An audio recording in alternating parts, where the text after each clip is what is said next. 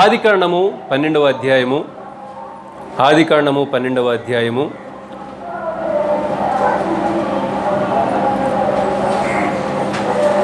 మొదటి నుండి కొన్ని వచనాలు చదువుదాం. మరి చదవడం సమయం చాలదు కనుక ఈ 12వ అధ్యాయంలో ఉన్నటువంటి మరి ఆ యొక్క ప్రత్యేకత ఏమిటంటే దేవుడు అబ్రహామును పిలుస్తాడు. దేవుడు అబ్రహామును పిలుస్తాడు. అబ్రహామును దేవుడు పిలిచినప్పుడు అబ్రహాము యొక్క వృత్తి పని ఏమిటంటే మరి ఆ విగ్రహాలను అమ్మేటువంటి వృత్తి అబ్రహాముది. అబ్రహాము వృత్తి ఏమిటి? విగ్రహాలను అమ్మేటువంటి వాడు. యెహోషువ గ్రంథంలో ఉంటుంది, ఆ రిఫరెన్స్ మీకు తర్వాత చూపిస్తాను. మరి విగ్రహాలను అమ్మేటువంటి ఆ యొక్క అబ్రహాముతో దేవుడు మాట్లాడినప్పుడు అబ్రహాము దేవుని యొక్క మాటకు లోబడి తన బంధువులను, తన తండ్రి ఇంటి వారిని, మరి అందరినీ కూడా అన్నిటినీ విడిచిపెట్టి ఆయన కావలసిన వాటిని, మరి తన భార్యను, అలాగే కొంతమంది దాసులను, దాసీలను, మరి కొన్ని ఆ యొక్క పశువులని వాటిని తీసుకుని అబ్రహాము దేవుడు చెప్పిన రీతిగా అతడు బయలుదేరి ముందుకు రావడం అనేటువంటిది జరిగిందనమాట. అతను ఎక్కడికి వచ్చినాడు అంటే చూడండి, 5వ వచనం నుండి నేను చదువుతాను, మీరు కూడా చదవండి. అబ్రహాము తన భార్య అయిన శారాని, తన సహోదరుని కుమారుడైన లోతును, హారానులో తానును వారు ఆర్జించిన యావదాస్తిని, వారు సంపాదించిన సమస్తమైన వాటిని తీసుకుని కనాను దేశమునకు వెళ్ళుటకు బయలుదేరి కనాను దేశమునకు వచ్చిరి. చాలు, చూసారా, దేవుడు ఎక్కడికైతే వెళ్తే నీవు ఆశీర్వదించబడతావని దేవుడు చెప్పాడో అక్కడికి అబ్రహాము బయలుదేరాడు. వెంటనే దేవుని యొక్క మాటకు లోబడి అతడు బయలుదేరి ఎక్కడికి వెళ్ళమన్నాడో అక్కడికి వెళ్ళాడు. మరి నిజంగానైతే అబ్రహాముకి ఆ కనాను ఎలా ఉంటుందో, ఎక్కడ ఉంటుందో అతనికి తెలియదు. అయినప్పటికీ కూడా ఎటువంటి సంశయం అనేటువంటిది, అవిశ్వాసం అనేటువంటిది లేకుండా దేవుడు చెప్పినటువంటి రీతిగా, దేవుని చెప్పినటువంటి ఆ యొక్క మార్గములో అబ్రహాము నడిచి ఎక్కడికి వెళ్ళినాడు అంటే ఆ కనాను అనేటువంటి ఆ దేశానికి వెళ్ళాడు. దేవుడు కూడా అదే అతనికి మరి ఇస్తానని వాగ్దానం కూడా చేసినాడు. అక్కడ 6వ వచనంలో చూడండి, అప్పుడు అబ్రహాము షెకెము నందలి యొక్క స్థలము దాకా ఆ దేశ సంచారం చేసి మోరే దగ్గరనున్న సింధూర వృక్షమునొద్దకు చేరి అప్పుడు కనానీయుల దేశములో నివసించిరి. యెహోవా అబ్రహామునకు ప్రత్యక్షమై నీ సంతానమునకు ఈ దేశము ఇచ్చేదనని చెప్పగా అతడు తనకు ప్రత్యక్షమైన యెహోవాకు ఒక బలిపీఠము కట్టెను. అక్కడ నుండి అతడు బయలుదేరి బేతేలునకు తూర్పునున్న కొండకు చేరి పడమటనున్న బేతేలునకు తూర్పునున్న హాయికిని మధ్య గుడారం వేసి అక్కడ యెహోవాకు బలిపీఠము కట్టి యెహోవా నామమున ప్రార్థన చేసెను. ప్రియమైన దేవుని బిడ్డలారా, చూడండి, అబ్రహాము ఎక్కడికైతే బయలుదేరాలని దేవుడు కోరుకున్నాడో అక్కడికే వచ్చాడు, ఆ దేశానికే వచ్చాడు. వచ్చినప్పుడు అక్కడ దేవుడు అతనితో మాట్లాడుతూ ఉన్నాడు. ఏమంటే, ఈ దేశమును నేను నీకు స్వాస్థ్యముగా ఇవ్వబోతా ఉన్నాను అని చెప్పి, నీ సంతానానికి ఈ దేశాన్ని ఇస్తానని చెప్పి దేవుడు మాట్లాడాడు. అప్పుడు మరి అబ్రహాము అక్కడ ఒక బలిపీఠము కట్టి దేవునిని ప్రార్థన చేయడం అనేటువంటిది కూడా జరిగింది. కాబట్టి మన జీవితంలో మనము కూడా దేవుని యొక్క వాగ్దానాలు అనేటువంటివి, దేవుడు మనతో మాట్లాడుతున్నటువంటి మాటలు అనేవి మనము మరి విని వాటికి లోబడినప్పుడు మన జీవితాలలో కూడా దేవుడు అనేకమైనటువంటి ఆశీర్వాదాలు అనేటువంటి వాటిని దేవుడు మనకు అనుగ్రహిస్తాడనమాట. మనం ఇక్కడ గమనించినట్లయితే అబ్రహాములో ఉన్నటువంటి విశ్వాసం ఎంతో గొప్పది, ఎంతో ప్రత్యేకమైనటువంటిది. అటువంటి విశ్వాసము మరి మన జీవితంలో మనం కలిగి ఉండాలని దేవుడు ఏం చేశాడంటే అబ్రహామును బైబిల్లో పెట్టాడు. అర్థమైందా? బైబిల్లో ఒక వ్యక్తి ఉన్నాడు అంటే ఆ వ్యక్తి ఎందుకోసం ఉన్నాడు, ఎందుకోసం దేవుడు ఆ వ్యక్తిని బైబిల్లో ఉంచాడు అంటే అది మన జీవితాలకు ఒక పాఠాన్ని ఆ వ్యక్తి ద్వారా నేర్పించడానికి దేవుడు ఆ వ్యక్తిని పరిశుద్ధ గ్రంథంలో ఉంచాడు. కొంతమంది వ్యక్తులైన వారిని వారు చెడ్డవాటిని ఆశించినారు, చెడు మార్గంలో నడిచారు, భక్తిహీనంగా నడిచారు, దేవుని మాటకు లోబడకుండా నడిచారు. వారిని దేవుడు ఎందుకు పెట్టాడంటే వారి వలె నీవు నేను మనము ఉండకూడదని దేవుడు వాటిని పెట్టాడు. ఆ యొక్క క్యారెక్టర్స్ పెట్టాడు. మంచివారిని ఎందుకు పెట్టాడంటే నీవు కూడా ఆ మంచి మార్గంలో నడవాలి, నీవు కూడా ఆ పరిశుద్ధమైనటువంటి జీవితాన్ని జీవించాలి, అటువంటి విశ్వాసాన్ని కలిగి ఉండాలి, వారి అడుగుజాడల్లో మనము నడవాలి. నడిచినప్పుడు వారు పొందుకున్నటువంటి ప్రతిఫలాన్ని మనము కూడా పొందుకుంటాము అనేది మనకు తెలియచేయడం కోసం దేవుడు ఏం చేసినంటే ఆ పాత్రను దేవుడు పెట్టాడు. డ్రామాలు వేసేటప్పుడు పాత్రలు ఉంటాయి. ఆ పాత్రలు ఎలా ఉంటాయంటే ఒక్కోసారి ఒక ఆఫీసు, ఒక ప్రభుత్వ డిపార్ట్మెంట్ అనమాట, పోలీస్ డిపార్ట్మెంట్ వాళ్ళు ఒక డ్రామా వేయాలనుకున్నారు. డ్రామా వేయాలనుకున్నప్పుడు ఏమైంది, ఆ పోలీస్ డిపార్ట్మెంట్లో ఉన్నటువంటి పై అధికారి కొంచెం లావుగాను పొట్టిగాను ఉన్నాడంట. మరి ఆయనకి ఏ క్యారెక్టర్ నప్పుద్ది? ఒక ఫ్యూన్ క్యారెక్టర్ కావాలా. ఏం చేశారంట, ఈ క్యారెక్టర్కి సార్ మీరే సెట్ అవుతారు అని చెప్పేసి అనగానే మరి ఆయనకి ఏం చేశారు, ఒక ఫ్యూన్ క్యారెక్టర్ వేసి అందరికంటే తక్కువ స్థాయిలో ఉన్నటువంటి ఒక పోలీస్ కానిస్టేబుల్కి ఏం చేశారట, మంచి పర్సనాలిటీ ఉంది కాబట్టి ఏం చేశారంట, ఆయనకి మంచి కలెక్టర్ ఆ డ్రెస్ వేసి అతనిని కలెక్టర్గా చేశారంట. ఇక్కడ డైలాగులు ఏంటంటే, మరి ఆ ఫ్యూన్గా ఉన్నటువంటి వ్యక్తిని కలెక్టర్ ఏం చేయాలి? ఇప్పుడు కలెక్టర్ వెనకాల ఫ్యూను డ్రెస్ వేసుకుని వెళ్ళాలా, టీ తీసుకురామంటే టీ తీసుకురావాలా, మంచినీళ్ళు ఇవ్వమంటే మంచినీళ్ళు ఇవ్వాలా, మరి ఎలా మాట్లాడినా కానీ ఆ వ్యక్తి పడాలి. చూడండి, ఇక్కడ ఈ డ్రామాలో ఏంటంటే ఎంతసేపు ఆ స్టేజ్ మీద ఉన్నంత వరకే ఆఫీసర్ ఫ్యూన్ లాగా నటించాడు. స్టేజ్ మీద ఉన్నంత వరకే ఈ ఫ్యూను ఒక కలెక్టర్ ఆఫీస్ లాగా నటించాడు. వాళ్ళు స్టేజ్ దిగిన తర్వాత మరలా ఎవరి స్థాయి వాళ్ళదే. అంతేగాని స్టేజ్ దిగిన తర్వాత కూడా నేను కలెక్టర్ని, నువ్వు నా మాట వినాలంటే వింటాడు ఆయన? ఉద్యోగం ఓడబీకి పంపించేస్తాడు ఇంటికి. భక్తి అనేటువంటిది అలాంటిది కాదు. దేవుడు మనకిచ్చినటువంటి ఆ క్యారెక్టర్ అనేటువంటిది ఎలాంటిదంటే, ఈ పరిశుద్ధ గ్రంథంలో ఉన్నటువంటి వారి జీవితాలను మనం పరిశీలన చేసినప్పుడు వారికి దేవుడిచ్చినటువంటి ఆ భక్తిని, దేవుడు వారికి ఇచ్చినటువంటి ఆ యొక్క విలువైనటువంటి ఆశీర్వాదాలను వారు అంతము మట్టుకు కూడా వాటిని కాపాడుకున్నారు.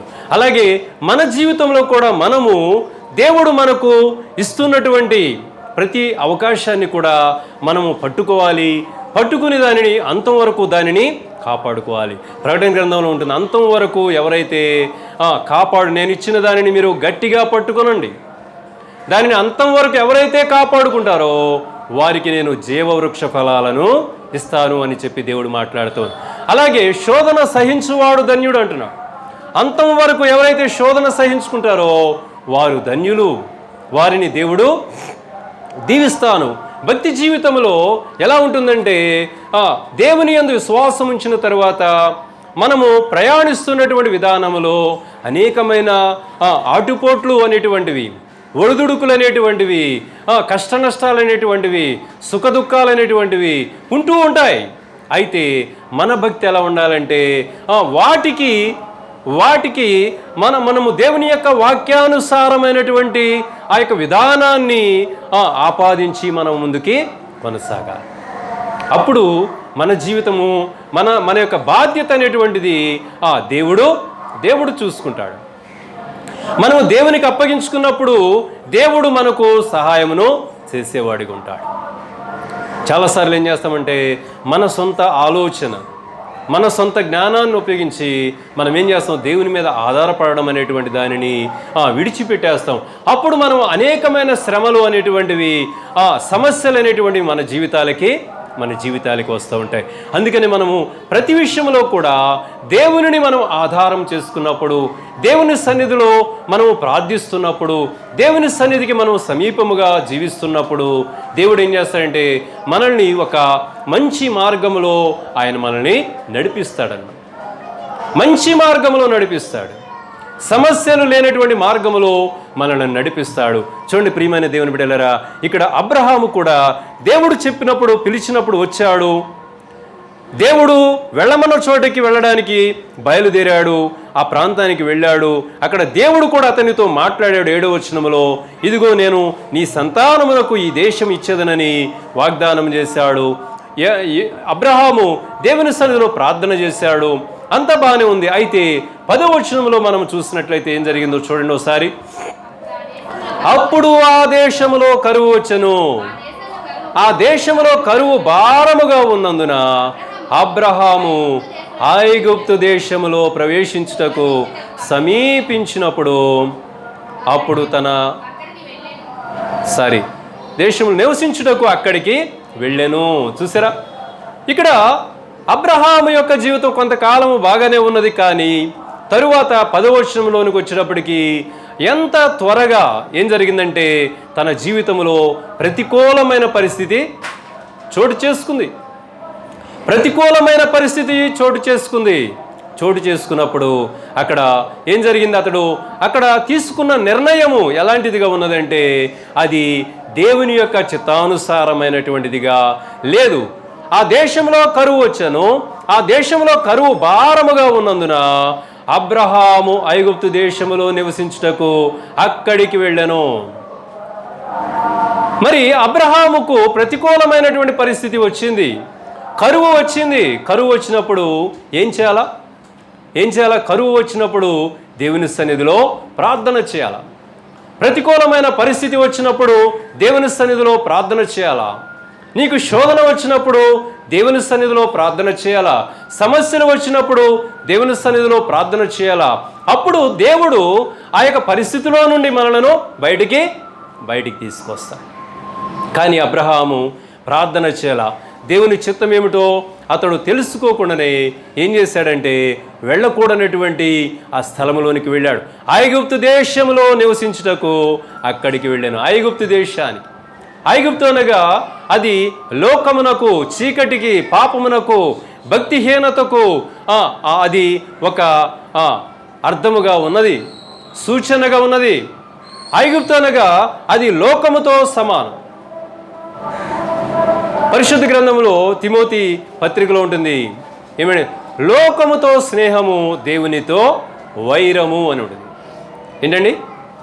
లోకముతో స్నేహము దేవునితో వైరము. ఇంకొక మాట ఉంటుంది, దుష్ట సాంగత్యము మంచి నడవడిని చెరుపు. దుష్ట సాంగత్యము మంచి నడవడిని చెరుపుతారు. లోకముతో స్నేహము దేవునితో వైరము. చూడండి, ఇక్కడ అబ్రహాము దేవుని పిలుపు విన్నవాడిగా ఉన్నాడు, దేవుని వాగ్దానాన్ని మరి తెలుసుకున్నవాడిగా ఉన్నాడు. కానీ అతడు ఒక ప్రతికూలమైన పరిస్థితి వచ్చేటప్పటికి ఏం చేస్తున్నాడు? ఐగుప్తులోనికి వెళ్ళిపోయాడు. లోక సంబంధమైన ఆచారములు కలిగినటువంటి ఆ జనాంగంలోనికి అతడు వెళ్ళిపోయినాడు. దేవుని యొక్క ఉద్దేశమును అతడు తెలుసుకోలేదు. కరువులో నుండి దేవుడు రక్షించలేడా? ఏమండి, కరువులో నుండి దేవుడు రక్షించలేడా? కరువు ఉన్న స్థలములో ఒక వ్యక్తిని దేవుడు పోషించలేడా? పోషించగలడు. కానీ చూడండి, ఇది మన జీవితాలలో మనము ఒక పాఠం నేర్చుకోవడానికి అబ్రహాం జీవితంలో దేవుడు ఈ యొక్క పరిస్థితిని ఉంచాడు. అబ్రహాము బలహీనుడని కాదు, లేకపోతే అబ్రహాం భక్తిహీనుడని కాదు. కానీ మనము నేర్చుకోవడానికి, మనము అటువంటి పరిస్థితులు మన జీవితంలో ఎదురైనప్పుడు మనము ఎటుబడితే అటు తొలగిపోవడానికి మనము నిర్ణయం తీసుకోనకూడదు. లోకముతో స్నేహము దేవునితో వైరము, దుష్ట సాంగత్యము మంచి నడవడిని చెరుపుతుంది. మన యొక్క స్నేహము ఎవరితో ఉండాలంటే భక్తి చేసే ఆత్మీయులతో మన స్నేహం ఉండాలి, భక్తి చేసేవారితో మన స్నేహం ఉండాలి, ప్రార్థన పరులతో మన స్నేహం ఉండాలి. మనము దేవునితో స్నేహము సహవాసము కలిగిన వారిగా మనం ఉండాలి. యోబు గ్రంథంలో ఉంటుంది, దేవుడు ఆయనతో సహవాసము చేసిన ఎడల నీకు మేలు కలుగును, అలాగు నీకు నెమ్మది కలుగును అని చెప్పి 21:22 యోబు గ్రంథము 21:22లో ఉంటుంది. ఆయనతో సహవాసము, దేవునితో సహవాసము వలన నీకు మేలు కలుగుతుంది.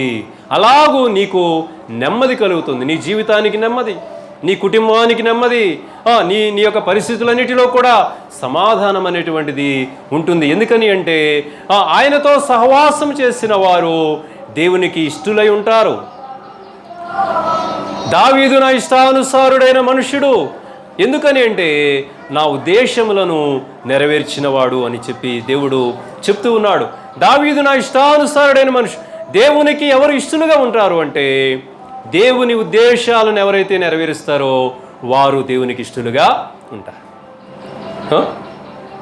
మనము ఏ సహవాసమైనప్పటికీ, ఏ సంఘమైనప్పటికీ, ఎంతకాలం నుండి భక్తి చేస్తున్నప్పటికీ, ఎన్ని విధానాలు మన జీవితంలో ఉన్నప్పటికీ కూడా ప్రియమైన దేవునికి ఇష్టడుగా మనము ఉండాలి అంటే ఆయన ఉద్దేశాలు నెరవేర్చిన వారమై మనం ఉండాలి.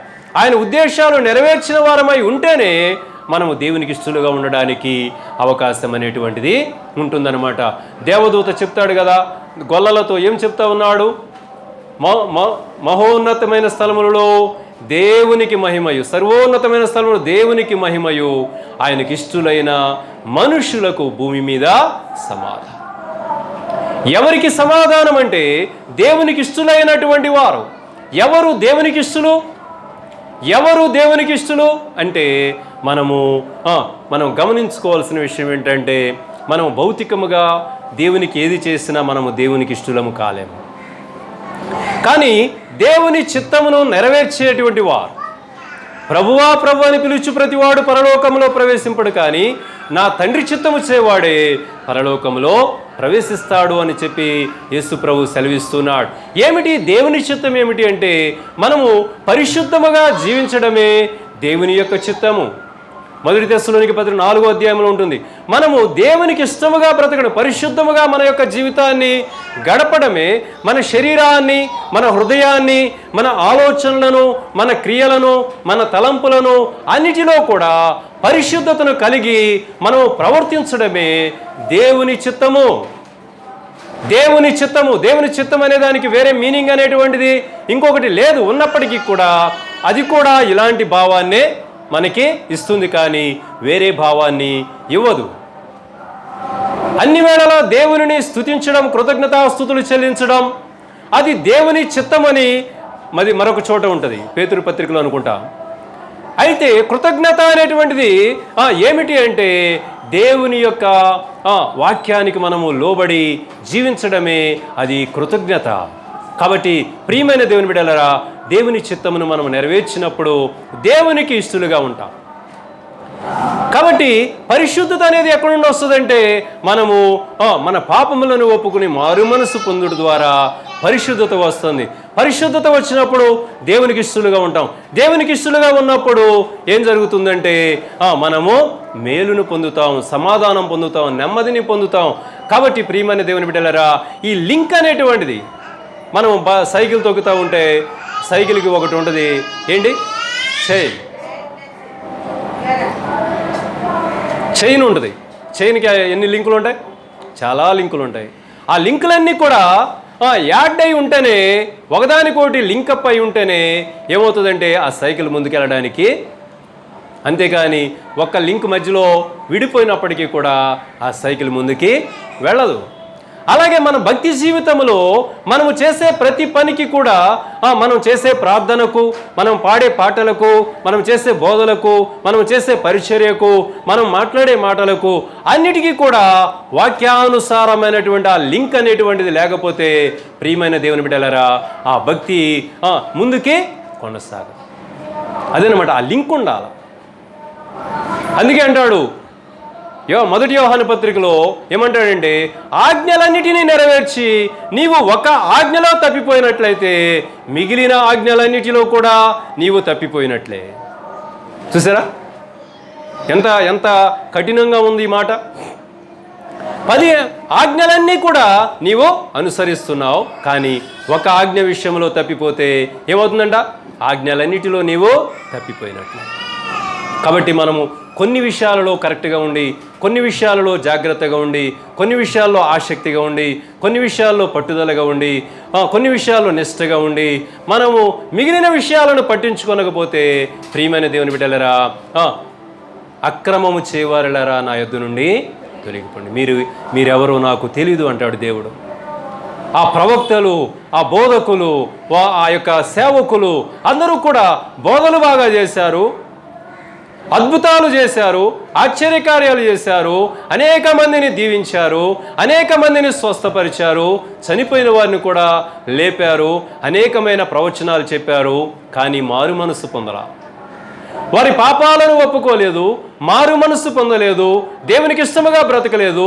కనుక దేవుడు ఏమంటున్నాడంటే, అక్రమము చేయవారులారా నా యొద్ద నుండి తొలగిపోండి. మీరెవరో నాకు తెలియదు, మీరెవరో నాకు తెలియదు. కాబట్టి ప్రియమైన దేవుని బిడ్డలారా, చూడండి, దేవుడు అన్ని పరిస్థితుల్లో కూడా మనకు తోడుగా ఉంటాడు. అయితే మనము దేవునికి ఇష్టలుగా ఉన్నప్పుడు, మనము తీసుకునే నిర్ణయాలు దేవునికి ఇష్టముగా ఉన్నప్పుడు దేవుడు మనకు తోడుగా ఉంటాడు. మరి ఇక్కడ కరువు వచ్చింది అబ్రహాము జీవితంలో. కరువులో నుండి దేవుడు రక్షించగలడు, కరువులో సమృద్ధినివ్వగలడు దేవుడు. కానీ అబ్రహాము ఐగుప్తులోనికి వెళ్ళిపోయాడు. ఈనాడు ప్రియమైన దేవుని బిడ్డలారా, మన జీవితాలు కూడా ఎలా ఉంటున్నాయి అంటే, నిత్య జీవాన్ని ఇచ్చేటువంటి దేవుడు, సమృద్ధినిచ్చే దేవుడు, ఆరోగ్యం ఇచ్చే దేవుడు, ఐశ్వర్యం ఇచ్చే దేవుడు, మరి ఆత్మీయతనిచ్చే దేవుడు, పరలోకాన్ని ఇచ్చే దేవుడు, మన కొరకు ప్రాణం పెట్టినటువంటి దేవుడు, ఆయనను విడిచిపెట్టేసి మనం ఏం చేస్తూ ఉంటామంటే, మన జీవితాలకు కావలసినటువంటి ఆశలను నెరవేర్చుకోవడం కోసము, ఆలోచనలను నెరవేర్చుకోవడం కోసము, మన సుఖము కోసము, మన సంతోషము కోసము, భౌతికమైనటువంటి స్థితిగతుల కోసం, పేరు ప్రఖ్యాతుల కోసము మనం ఏం చేస్తూ ఉన్నామంటే, నిత్య జీవము ఇచ్చినటువంటి దేవుడు, మరి సమస్తమును ఇచ్చేటువంటి దేవుణ్ణి విడిచిపెట్టేసి మనం ఏం చేస్తూ ఉంటాం, లోకం వైపుకి. చూడండి, ఇక్కడ అబ్రహాము జీవితంలోనికి సమస్యలు రావడానికి కారణం ఏంటంటే, అతడు ఐగుప్తులోనికి ప్రవేశించాడు. ఐగుప్తులోకి వెళ్ళినప్పుడు ఏం జరిగిందంటే, అక్కడ మనుషులు శారాన్ని ఎత్తుకుపోయారు. అక్కడ మనుషులు శారాన్ని తీసుకుపోయారు. అబీమెలెకు అనేటువంటి రాజు ఉన్నాడు అక్కడ. శారాను తీసుకెళ్ళిపోయారు. ఎందుకు తీసుకెళ్లారంటే, అబ్రహాము అబద్ధము ఆడినాడు, శారా కూడా అబద్ధము ఆడింది. ఎందుకంటే శారా అందంగా ఉందంట. నీవు అందంగా ఉన్నావు కాబట్టి నీవు నా భార్యవని చెప్పావంటే నన్ను చంపేసి నిన్ను ఎత్తుకుపోతారు. కాబట్టి తల్లి నీకు దండం పెడతాను, నువ్వు చిన్న అబద్ధం చెప్పు. ఎవరైనా అడిగితే ఏం చెప్తావంటే, నా సహోదరివి అని నీవు చెప్పు. చూడండి, లోకంలోనికి ప్రవేశించగానే ఇంకా అనేకమైన ఒకదాని తర్వాత, అందుకే అంటాడు, దురాశ గర్భము ధరించి పాపమును కనగా పాపము పరిపక్వమై ఏం చేస్తుందండి, మరణాన్ని కంటదంట. దురాశ గర్భము ధరించి పాపమును కనగా, అతడు ఎప్పుడైతే లోకములోనికి ప్రవేశించినాడో ఆ లోకములో నుండి పిల్లలు పుడతా ఉన్నాయి. చూడండి, అతడు అబద్ధం ఆడుతున్నాడు, అబద్ధం చెప్పమని తన భార్యని ప్రోత్సహించాడు, అబద్ధాలు ఆడారు. సరే, అతడు తన భార్యని ఎత్తుకెళ్ళిపోయాడు. ఎత్తుకెళ్ళినప్పుడు తర్వాత దేవుడు అతనికి తోడుగా ఉండి మరి శారాని మరలా తీసుకురావడం జరిగింది. తీసుకువస్తున్నటువంటి ఆ తరుణంలో ఏం జరిగిందంటే, ఇక్కడ 15వ వచనంలో నుండి మనం చూసినట్లయితే, ఫరో యొక్క అధిపతులు ఆమెను చూసి ఫరో ఎదుట ఆమెను పొగిడి ఆ స్త్రీ ఫరో ఇంటికి తేబడెను. అతడు ఆమెను బట్టి అబ్రహామునకు మేలు చేసెను. అందువలన అతనికి గొర్రెలు, గొడ్లు, మగ గాడిదలు, దాసులు, పనికత్తెలు, ఆడుగాడిదలు, ఒంటెలు ఇయ్యబడెను. చూసారా, లోకంలోనికి వెళ్ళినప్పుడు కూడా ఆశీర్వాదం అనేది వస్తుంది. లోకంలో జీవించే వారికి కూడా ఆశీర్వాదాలు వస్తాయి. మనం అనుకుంటా పాపంలో జీవిస్తున్నప్పటికీ ఆశీర్వాదాలు వస్తున్నాయి కదా. ఏమండి, పాపంలో జీవిస్తున్నా ఆశీర్వాదం వస్తుంది, భక్తిహీనులుగా ఉన్నా ఆశీర్వాదం వస్తుంది అని మనుషులు ఈనాడు ఏంటంటే దేవునికి భయపడడం అనేటువంటిది మానివేశారు. దేవునికి మనం ఎగ్జామ్ అంటే భయపడుతున్నాం, ఎగ్జామ్ అంటే ఎలా వెళ్తారండి పిల్లలు? ఎగ్జామ్ అంటే ముందుంటారా? టైం కంటే ముందుంటారా, వెనుకుంటారా? ఉద్యోగం అంటే, ఆఫీస్ అంటే కీర్తన ఎన్నింటికి వెళ్తావు? ఒక అరగంట లేట్కి వెళ్తావా? వెళ్ళాం. ఆఫీస్ కంటే మనం లేట్ వెళ్ళాం. ఇంకా లోక సంబంధమైన విషయాలు చాలా ఉంటాయి, పెళ్ళిళ్ళు, భోజనాలు, ఇలాంటివి చాలా ఉంటాయి. దేనికి మనము అశ్రద్ధగా ఉన్నాం, కానీ దేవుని సన్నిధిలో మాత్రము చాలా అశ్రద్ధ. ఎందుకంటే దేవుని భయము మనలో లేదు. దేవుని భయము మనలో లేదు. అంటే లోకానికి ఇచ్చేటువంటి ప్రాధాన్యత మనము దేవునికి ఇవ్వం. దేవునికి అయినా కానీ బాగానే ఉంటున్నాం కదా అనుకుంటాం మనం. ఇక్కడ అబ్రహాము లోకములో ఐగుప్తులోనికి వెళ్ళిపోయాడు, అయినప్పటికీ కూడా ఆశీర్వాదం వచ్చింది. ఆశీర్వాదం వచ్చింది. గొడ్లు, గాడిదలు, రకరకాల మరి వాటిని బహుమానంగా సాతాను కూడా ఇస్తాడు. ఏమండి, కొన్ని సాతాను ఇచ్చే ఆశీర్వాదాలు కూడా దేవుడికి పెడతాం మనం. ఏమండి, సాతాను కూడా కొన్ని ఆశీర్వాదాలు మనకిస్తాడు. వాటిని మనము దేవుడిచ్చాడని మనం చెప్పుకుంటాం. ఎందుకంటే మనకి ఎవరిచ్చారో మనకు తెలిస్తే కదా. కాబట్టి ఇక్కడ అబ్రహాము లోకంలోనికి వెళ్ళినప్పుడు, ఐగుప్తులోనికి వెళ్ళినప్పుడు అక్కడ ఉన్నటువంటి రాజు అబీమెలెకు, ఫరో ఏం చేస్తున్నాడంటే అతనికి అనేకమైనటువంటి బహుమానాలు ఇచ్చాడు, కానీ అవి దేవుని చిత్తానుసారమైనవి కాదు. అతనికి అబ్రహాముకు సమస్యలు ఎక్కడి నుండి ప్రారంభమయ్యాయంటే అక్కడ నుండే. క్రైస్తవులకు సమస్యలు ఎక్కడి నుండి ప్రారంభమయ్యాయంటే అక్కడ నుండే. ఎందుకంటే ఇక్కడ మీకు ఒక పదాన్ని మీకు చూపిస్తాను. పనికత్తెలు, 16వ వచనంలో ఉంది కదా, పనికత్తెలు, ఆడుగాడిదలు, ఒంటెలు ఇయ్యబడిన పనికత్తెలు అనేటువంటి దానిలోనే ఎవరున్నారంటే ఎవరు? హాగరు. ఆ పనికత్తెల్లో నుండి వచ్చినటువంటి వ్యక్తి అన్నమాట హాగరు. ఐగుప్తులో నుండి వచ్చిన వ్యక్తి, లోకములో నుండి వచ్చిన వ్యక్తి, భక్తిహీనతలో నుండి వచ్చినటువంటి వ్యక్తి హాగరు. బహుమానముగా ఇయ్యబడినటువంటి వ్యక్తి హాగరు. కానీ ప్రియమైన దేవుని బిడ్డలారా, చూడండి, ఆమె వలన వచ్చిన సమస్య ఎలాంటిదంటే ఈనాడు క్రైస్తవులకు ఎంతో వ్యతిరేకమైనటువంటి జనాంగముగా, యెరూషలేమునకు ఎంతో వ్యతిరేకమైన జనాంగముగా, ఇలాంటి పరిస్థితులన్నీ కూడా ఎక్కడి నుండి వచ్చాయంటే శారా అబ్రహాము చేసినటువంటి వేసిన ఆ రాంగ్ స్టెప్. ప్రియమైన దేవుని బిడ్డలారా, చూడండి, మరి ఈ లోకంలో మనకు కలిసి వచ్చేదంతా కూడా దేవుడిచ్చేది కానే కాదు. కలిసి వచ్చేది దేవుడిచ్చేది కాదు. దేవుడిచ్చేదైతే ఎలా ఉంటుందంటే అది పరిశుద్ధంగా ఉంటుంది, పవిత్రముగా ఉంటుంది.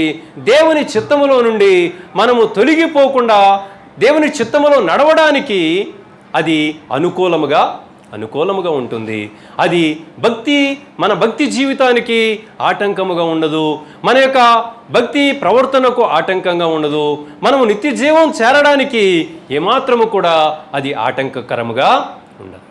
కాబట్టి దేవుడిచ్చే ఆశీర్వాదము ఎలా ఉంటుందంటే అది నిన్ను ఆత్మీయముగా ఆశీర్వాదములోనికి నడిపిస్తుంది. దేవుడిచ్చే ఆశీర్వాదము నిన్ను ఆత్మీయముగా నడిపిస్తుంది, ఆత్మీయముగా ఆశీర్వదిస్తుంది.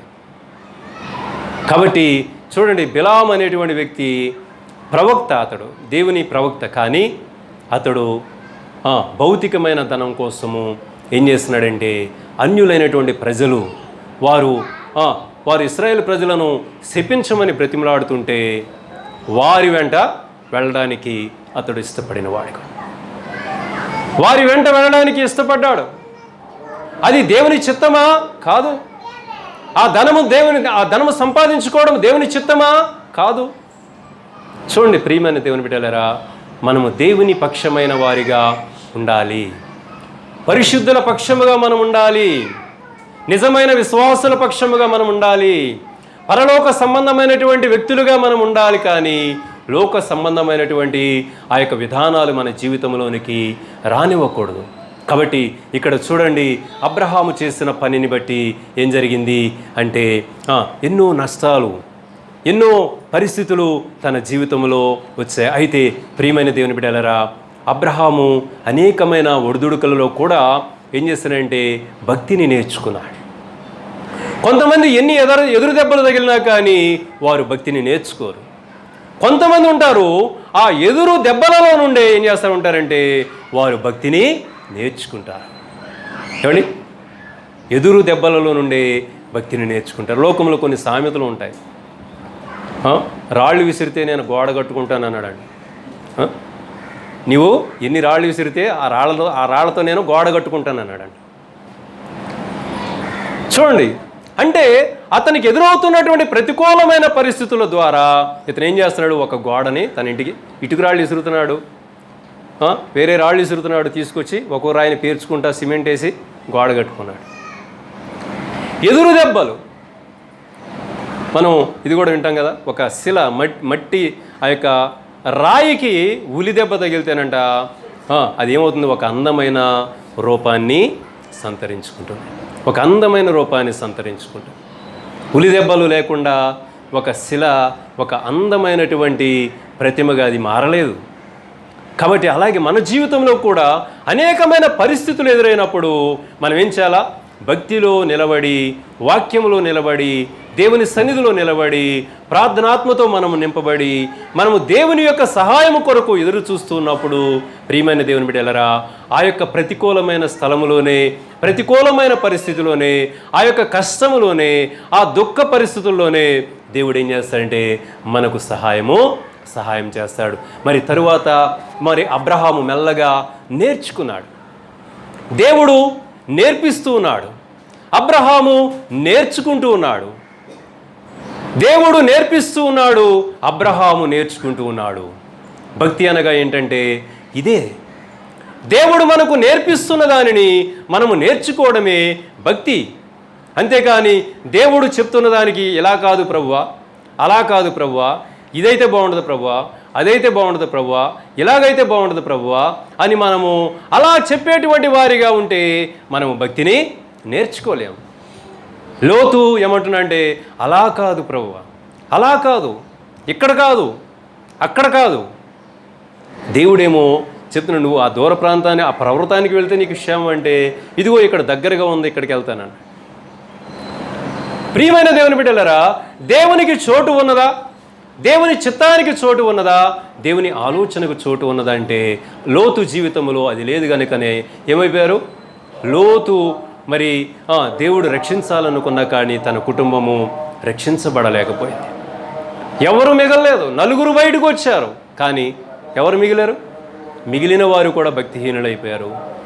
ఎందుకు, ఉపయోగం లేనటువంటి వ్యక్తులుగా మంచి వంశంలో నుండి వచ్చిన వారికి ఉన్నారు, కానీ మంచి భక్తి కలిగినటువంటి వ్యక్తి యొక్క రక్త సంబంధులుగా వారు ఉన్నారు, కానీ ఏమైపోయారంటే వారు ఈ యొక్క భూమి మీద ఒక పనికి మాలినటువంటి జనాంగముగా వారు మిగిలిపోయారు.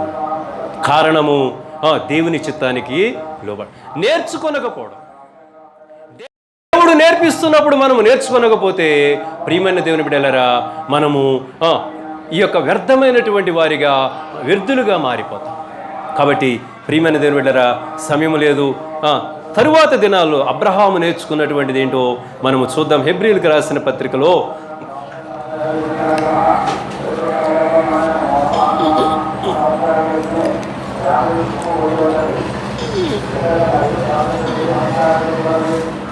హెబ్రీయులకు రాసిన పత్రిక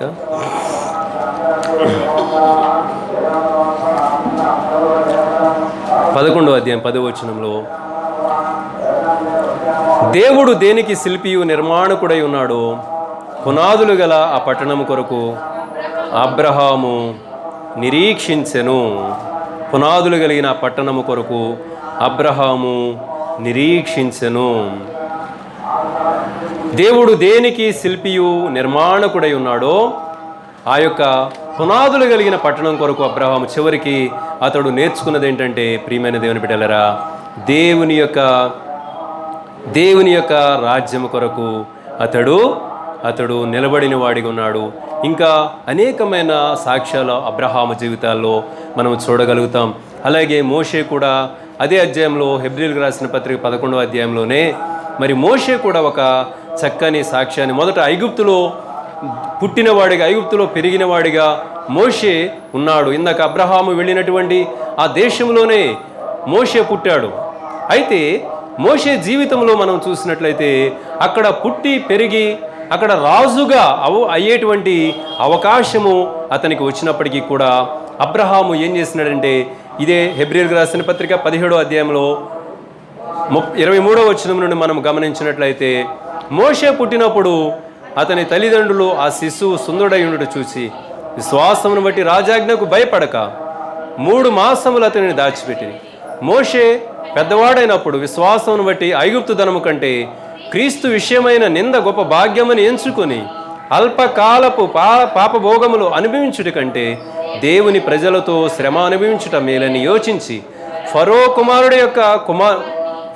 కుమార్తె యొక్క కుమారుడనని అనిపించుకొనుటకు ఒప్పుకొనలేదు.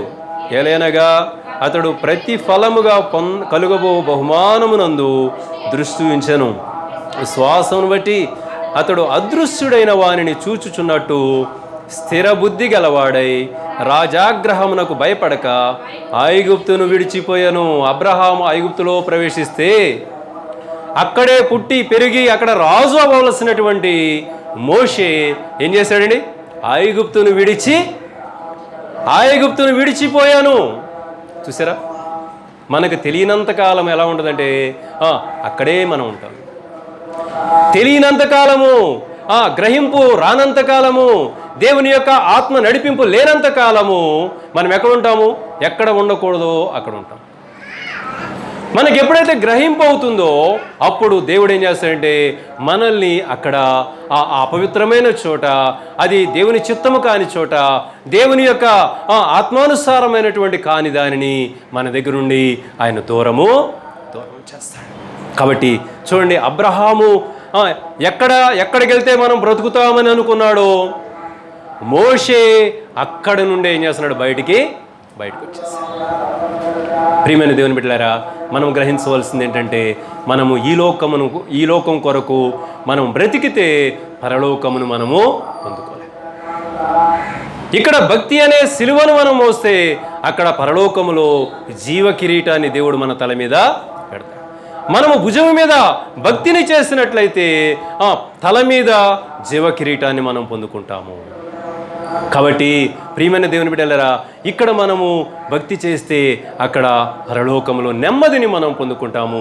కాబట్టి చూడండి, ఇక్కడ మనం గమనించినట్లయితే అబ్రహాము ఎక్కడ ఉండకూడదు అక్కడికి వెళ్ళాడు, మోషే ఎక్కడ ఉండకూడదు అక్కడ నుండి బయటికి వచ్చి అదనమాట భక్తి యొక్క అవగాహన. భక్తి యొక్క మెట్టు ఎలా ఉంటుందంటే అలా ఉంటుంది. కాబట్టి మనమందరం కూడా మరి ఇట్టి ఆ వ్యత్యాసాన్ని మనం గ్రహించి లోకము కొరకు మనము ఎంతగా ప్రయాసపడినా అది మనకి శాంతి సమాధానాన్ని ఇవ్వదు, పరలోకాన్ని ఇవ్వదు. కానీ దేవుని కొరకు మనం కొన్ని దినాలు కష్టపడి మారు మనసు పొందితే మనము ఎంతో ఆశీర్వాదాన్ని పొందుకుంటాం, ఎంతో మేలు పొందుకుంటాం. మరి మేము చూసాం, ఎంతో సంతోషించినాం. చూడండి ఎంత దూరం అండి, నేపాల్ ఎంత దూరం, ఎన్ని 100 కిలోమీటర్లు, బొంబాయి ఎన్ని 100 కిలోమీటర్లు, ఢిల్లీ ఎన్ని 100 కిలోమీటర్లు, కలకటా ఎన్ని కిలోమీటర్లు. అక్కడ నుండి వచ్చి మనుషులు వాక్యం విన్నారు. మరి మన దగ్గర నుండి ఎవరైనా వస్తారని మేము ఆశించినా ఎవరు విచారం.